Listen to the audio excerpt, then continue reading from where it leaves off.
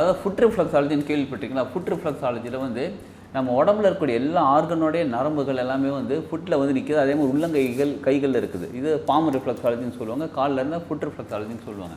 இந்த பேட் இருக்குது பார்த்தீங்களா? இந்த பேட் எப்படி இருக்குன்னு பார்த்தீங்கன்னா, அதாவது அந்த குதிங்கால் கரெக்டாக நிற்கின்னு ஹீல் நின்று பாதமும் பட்டு அந்த பாதம் பெண்டு இருக்குது பாருங்கள். அந்த பெண்டு இங்கே கரெக்டாக நிற்கிற மாதிரியும் இந்த கரெக்டாக அமைப்பில் இருக்குது. இது ஃபுட் ரிஃப்ளெக்ஸாலஜிக்கான பேட்.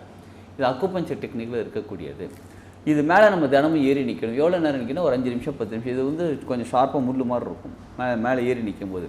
அப்போ காலில் இருக்கக்கூடிய அனைத்து பாயிண்ட்டுகள், அதாவது பாயிண்ட் அப்படின்னா உடம்புல இருக்கக்கூடிய ஆர்கன்ஸோடைய கனெக்டிவிட்டி உள்ள பாதத்தில் இருக்கு பாருங்கள்.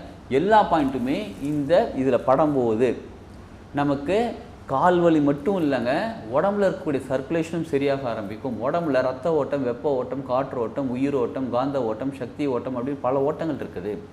எல்லாமே சர்க்குலேட் ஆகிட்டே இருக்குது, சரியாகும். இதில் இன்னொரு பெரிய அட்வான்டேஜ் என்ன தெரியுங்களா?